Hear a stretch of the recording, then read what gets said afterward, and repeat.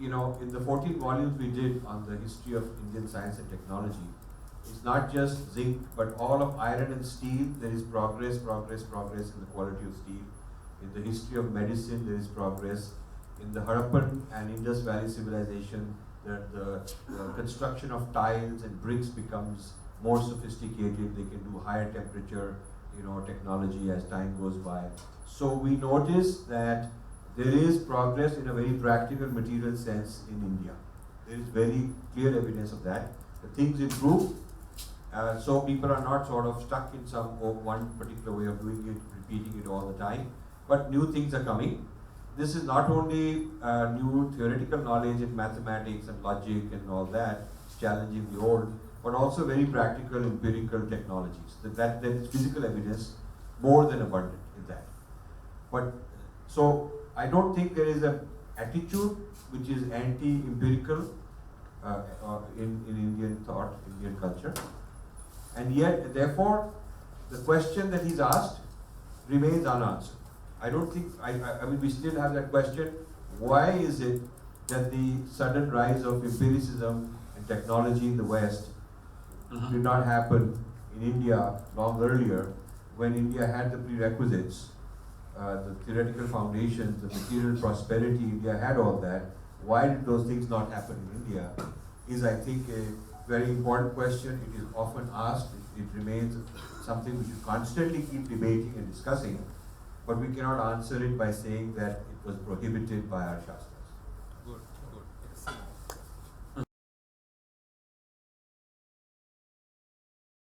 Open-endedness, that is very clearly in evidence in Charaka Samhita, is borne out by one statement in Charaka Samhita. It says, Kritsno hi loko buddhimatam acharya, shatruscha buddhimatam. He says the entire world is a teacher. The whole world is a teacher for the intelligent and an enemy to the idiot.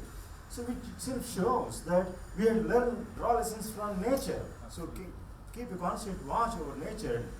It is from deep observation that true knowledge and fresh knowledge derives. So this is a very clear statement in support of knowledge being cumulative. It's not that it's already given and we have only to make some small deductions from that. But there can be newer and newer evidence of knowledge and acquisitions of knowledge.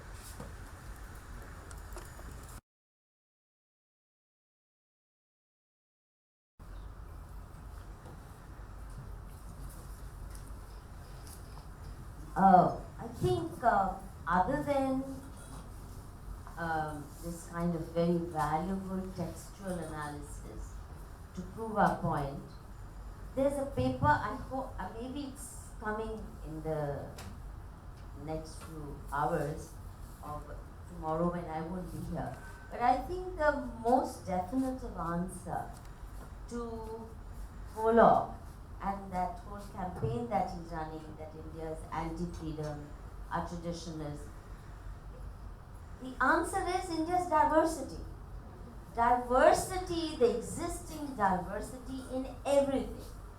If there is one signature tune about India, one phrase which can define India, is incredible surviving diversity in every aspect of life. Right.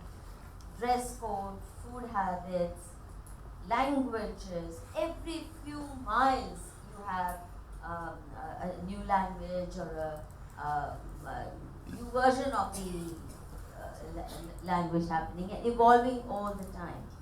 And it couldn't happen.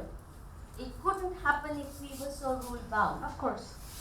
Secondly, even in terms of social mores and norms, I don't think there's any other civilization in the world where even family patterns, structure of family, inheritance patterns have varied as much. Right. From matrilineal to different forms of family structure, inheritance patterns. If anything, homogenization is coming post-colonialism. It's the English language which is homogenizing our thought processes, even definition of freedom, what it means to be free, how to define liberty, all this. And you know, now it's writ large in the Constitution of India. Our freedoms are defined there and setting limits. And you bypass and you trespass and you get into trouble. There hasn't been any Shastra which in fact talks about punitive measures. If you cross the line, if you don't follow this, thereby you'll be hanged. None of it. So I really think that an answer, the most definitive answer will be to compare Western civilization, his own culture, its homogeneity, as compared in contrast to the heterogeneity of India in from rituals to 3 million or 30 million gods and goddesses and new ones being invented every now and then. Even Bollywood films can have a Santoshi Ma goddess who starts then out competing all other traditional goddesses. Where else in the world do you have this? The freedom also to decide in which form you want to worship the divine. Right. You can worship it in the form of a snake, in the form of a rat, in the form of a, or even what you offer to the gods. कोई शराब पीता है हमारा God, कोई धतूरा खाता है, कोई सिर्फ लड्डू खाएगा. You know, there's just no standard pattern. Right.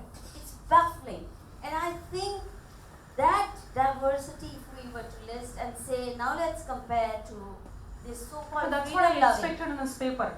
Parallel examples, if he had mentioned in this paper. No, there's no. I'm saying Yeah. he won't do it. I mean, It's we are who doing need Purva to do Paksha, it. so I mean, he was expected to do it.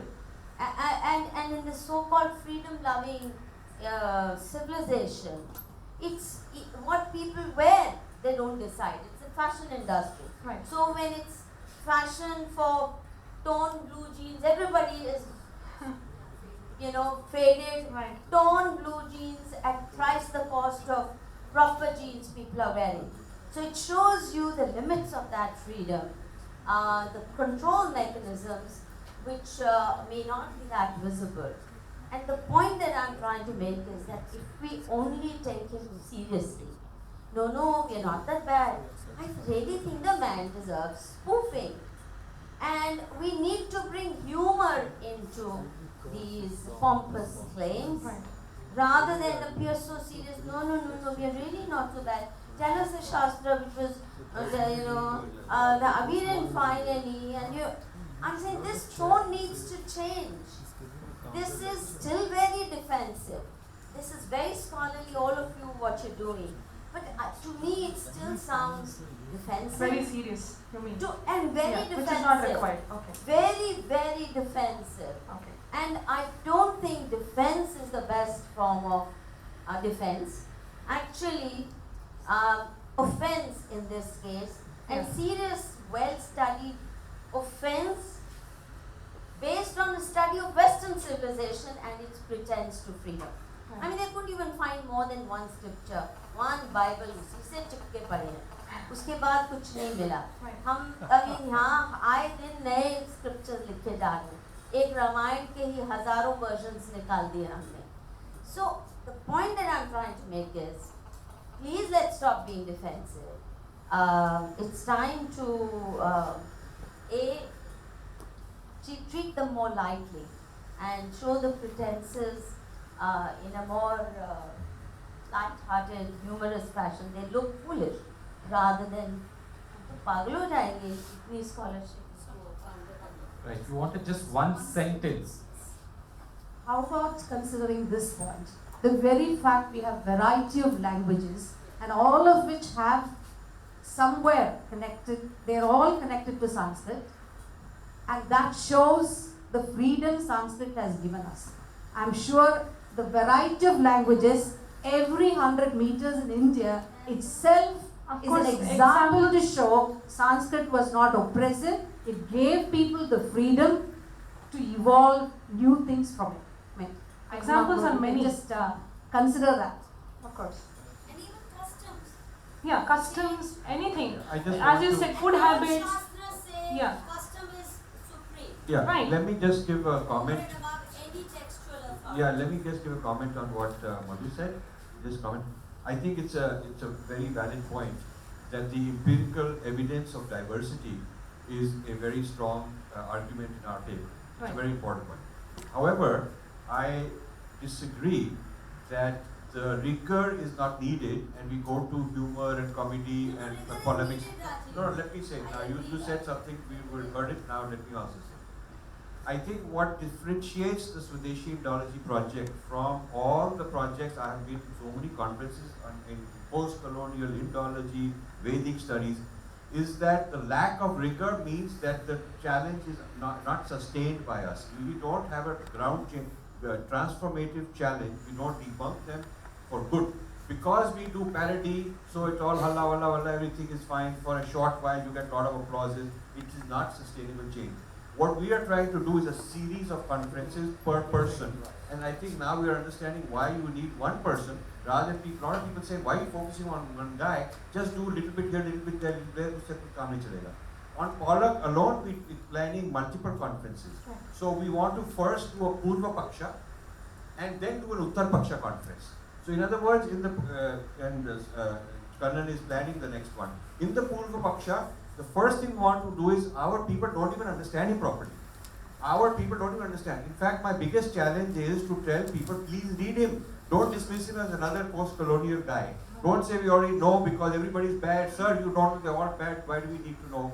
So I tell them that if there's a new disease, you can't say all diseases are bad. You don't need to know the disease. You have to understand each disease separately. So Pollock is a new variety. Please don't think he's the same. You have to read him. So what you have seen in the first two papers today is these individuals have actually read him and they brought out to you the Purva Paksha. The Uttar Paksha right now is not important. Whatever Uttar Paksha they're doing is bonus. But first requirement is you must understand him so well. Then the next conference we do the Uttar Paksha.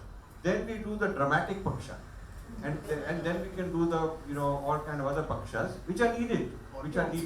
We need to turn it into film and we need to turn it into comics and all of that is needed. But the foundation has to be very solid scholarship.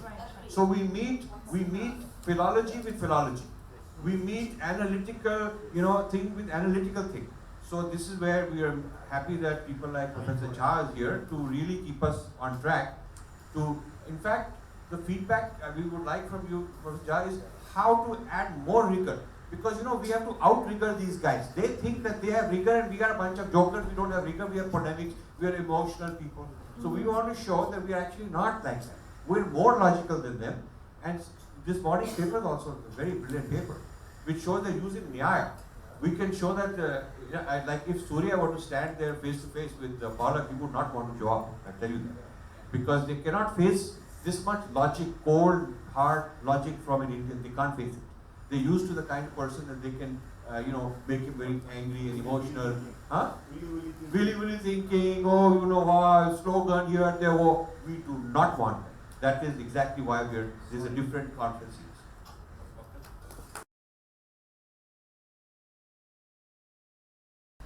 It's a very short feedback from the viewpoint of Western Indology. So these two brilliant papers show that,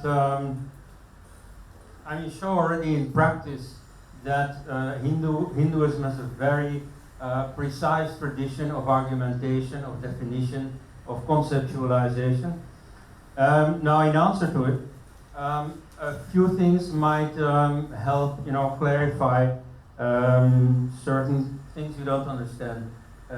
Namely, that in a sense, you see, Pollock is representative of a very specific phase in the development of Western civilization. This freedom that he talks about is typical for America as opposed to Europe. At least far more in America than in Europe, and far more since like the 1960s compared to before. So you see, European civilization is a lot closer to Indian civilization than he supposes. On the other hand, he is very representative of Indology as a whole, and so in that sense it's of course very useful to give a detailed rebuttal to him because you touch far more people than he himself. For example, in the West, everybody knows about India one word, which is caste. Now, among specialists, you would expect that they have a more nuanced view of India, but just the opposite is the case. You know, for them it is caste, holy caste, and nothing but caste. And any subject they talk about, they will always bring in caste. Now, that has something to do with it here, because caste means that you have a certain adhikara simply by virtue of birth. So the assumption is that a Shudra can study Vedic rituals no matter how much he wants.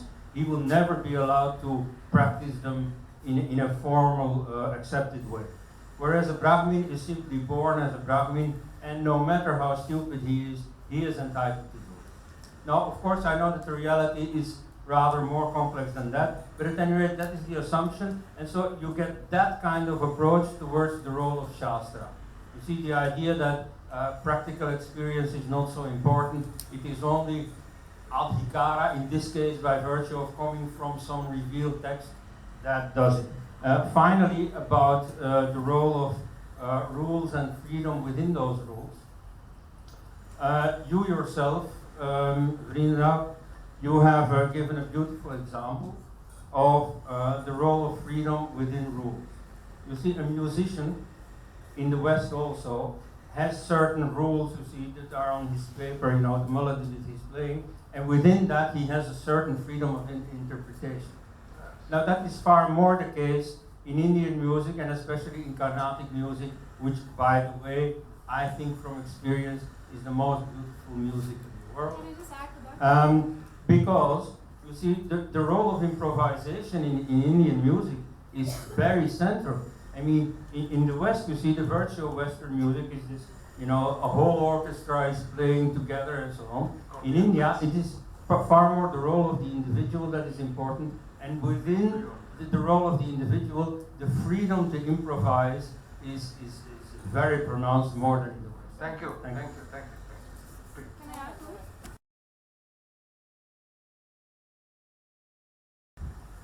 Just quickly, I have mentioned in my paper this comparison between Western music and Indian music. He claims Western art making is not constrained by rules, whereas Indian art making is constrained by rules, but this is in fact not true. Western music, for example, a composition of Beethoven or Mozart has to be played exactly the way it is. The notation or the script will be given to you, and you have to strictly adhere to the notation, practice it 1,000 times and then present it on stage. Whereas in India, we have so many compositions, so many great composers, and no composer says that you have to sing it the way I have composed it, you're not supposed to change it. The basic skeleton remains the same. For example, a composition of Tyagaraja will be sung by different artists in different ways, adding their own personal touches. So it says, for example, artist A's version of Tyagaraja's Kriti, artist B's version of Tyagaraja Kriti, and so on. And one more thing is, there is a concept of manodharma which is unique only to Indian music. There is no manodharma in any music system anywhere in the world, and it is only Indian system which offers scope for manodharma, whereby music is not pre-rehearsed or practiced, it is improvised, and it's a spontaneous outpouring of musical thoughts. And that provision is available only in Indian music and not in any other form of music. Thank you. In the book Being Different, there's a chapter called Order and Chaos, where the whole idea that this Western fixation for order and what our complexity is, they see as chaos. So on the one hand, we are considered to be very rule bound, automatons with no creativity.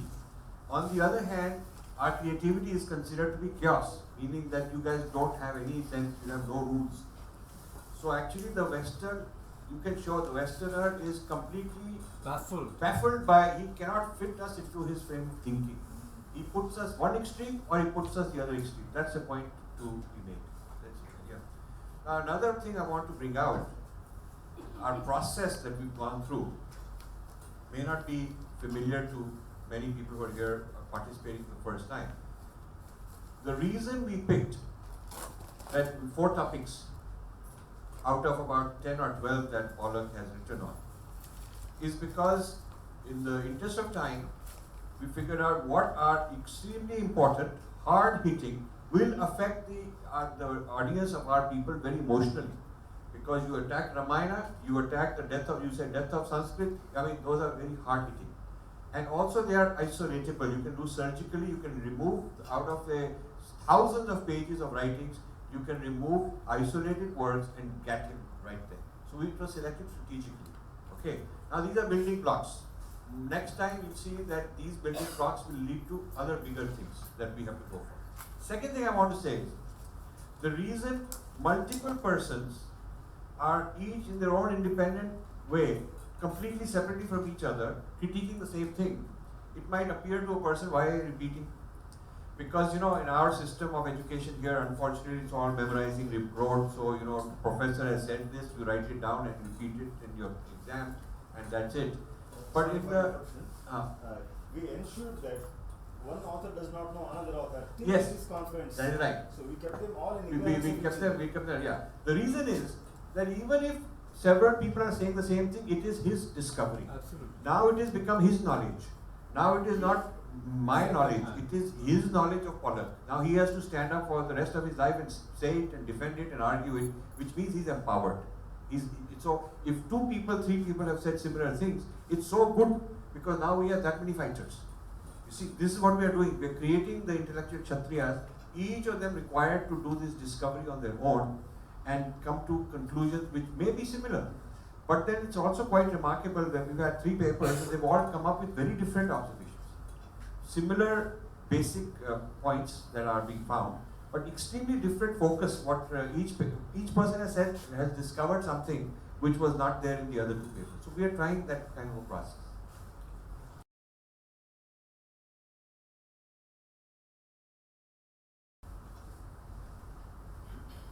This is a comment on a single word that you mentioned, namely the name Romaka. Now, quite a few people in the audience have laughed a bit at the idea that Indian astronomy comes from the West. And of course, that is indeed not true. However, there is a certain Western input in the astronomy which is visible in texts like Surya Siddhanta in the first millennium. And, you know, like, this is not a myth or anything. This can be shown also in other works, like the names of the signs of the zodiac are first known in Greek, you know, in Sanskrit transcription of the Greek names, and only then later translated. And there are a few more, in astrology there are like 10 or so loan words from Greek that have no meaning in Sanskrit otherwise except in that sense. So there is a certain Western input. However, it is first of all very weak of Pollock as a scholar to repeat, you know, a vague impression that was already there in 1860. But secondly, it's also the nature of the kind of borrowing from the Greeks that happened. You see, Westerners tend to laugh at, you know, Indians are so superstitious. Everybody goes to an astrologer. Now, it so happens that, and here of course I will also ruffle some feathers among Hindus, but nevertheless, you see the common idea that astrology is Vedic, you know, there I disagree. Astrology, or at least individual horoscopy, was very much borrowed from the Greeks, who themselves had borrowed it from the Babylonians and then transformed it a bit. And so the Hellenistic form of astrology of about 250 BC, you find all that back in Hindu astrology. However, that is precisely the part of Indian astronomical thinking that the West nowadays, the generation of Pollock, laughs at. You see, that precisely is a Greek contribution, not a Hindu contribution. In Hinduism, there was also a certain astrology earlier, and a remnant of it you find nowadays is the periods of weddings, you know, that are concentrated because everybody wants his wedding, you know, under an auspicious constellation. So that is already older. But the individual horoscopy is definitely a Greek borrowing, and that, you know, some Hindus take pride in saying that it's a Hindu invention, but in fact, you see, from a skeptical viewpoint, it is embarrassing to admit that it is a Greek invention. You know, and it is not so much a typical superstitious backward thing of the Hindus, No, it's a fairly universal thing that happens to have been imported from the Greeks.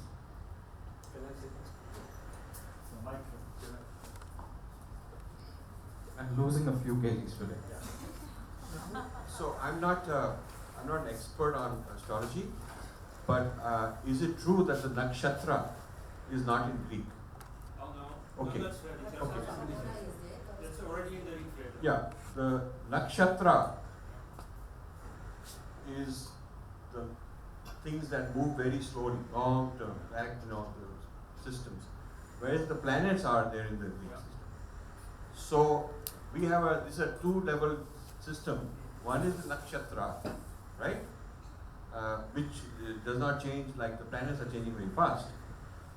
So I think we cannot say that this system is imported. We can say there is a Vedic astrology, which is nakshatra based, on which a Greek layer of planet based was later added.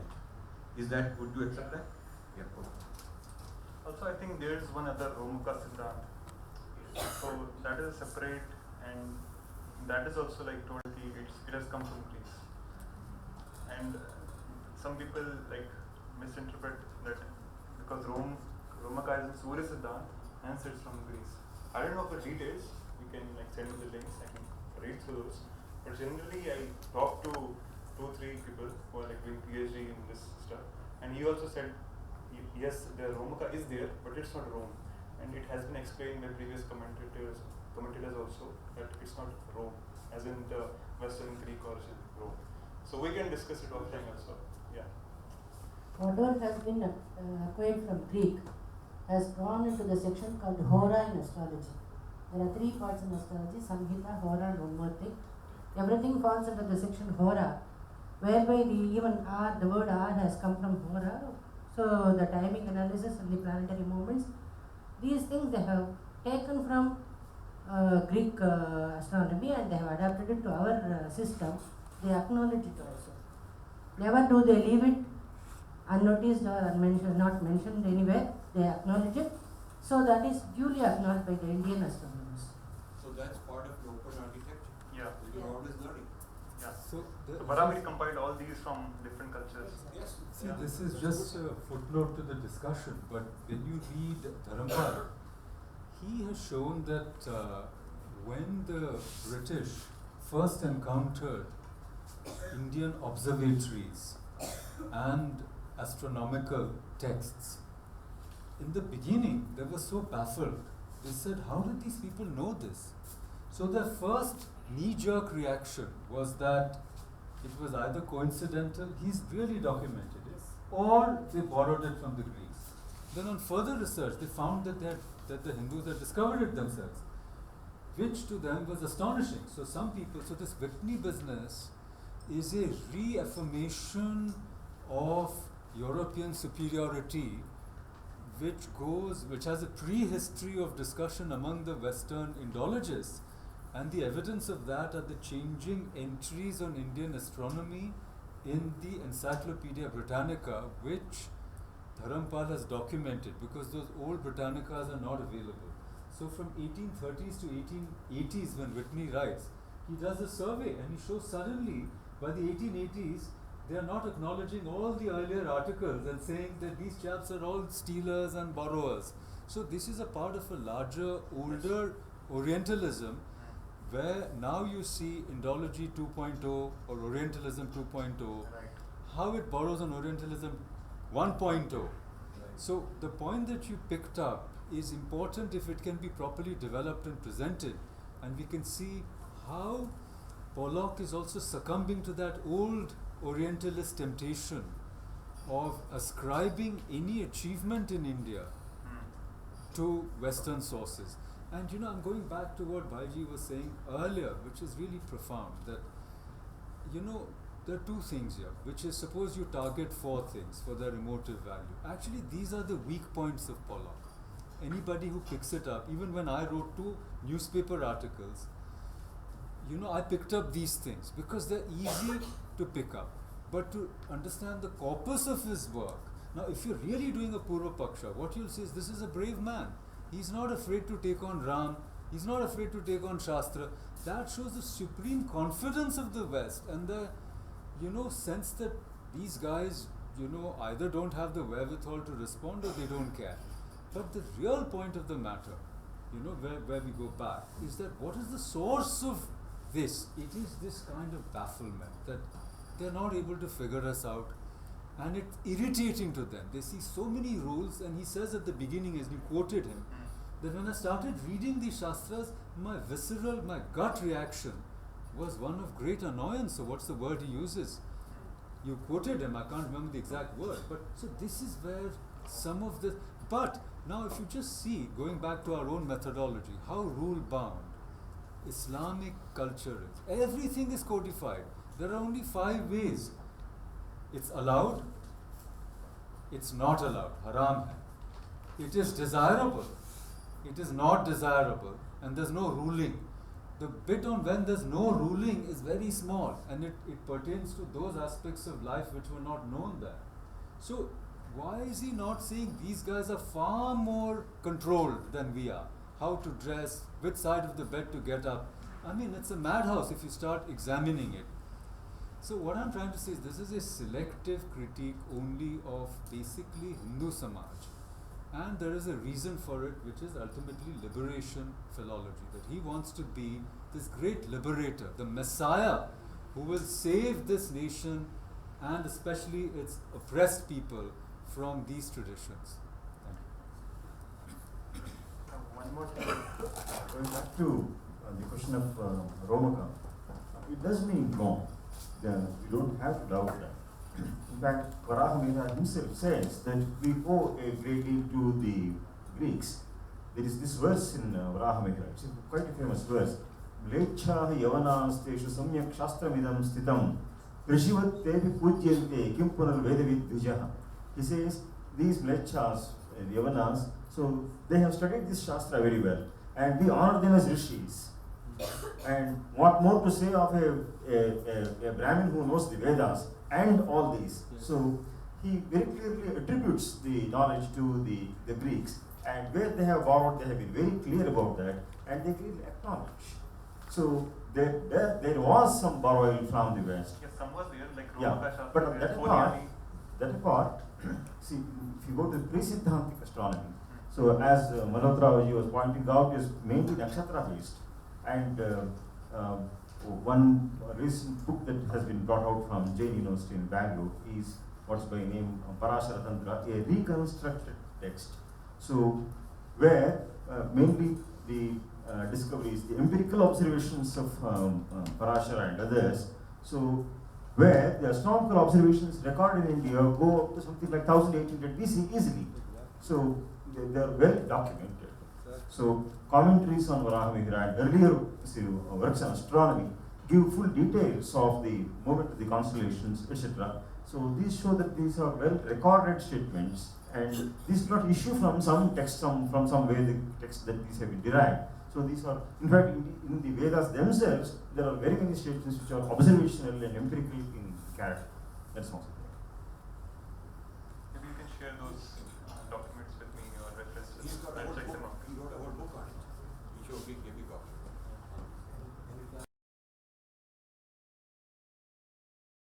I think the basic change, the basic difference in the premise between what Pollock is saying and what we as a dharmic civilization hold as true is the existence of some sort of Parmarthika.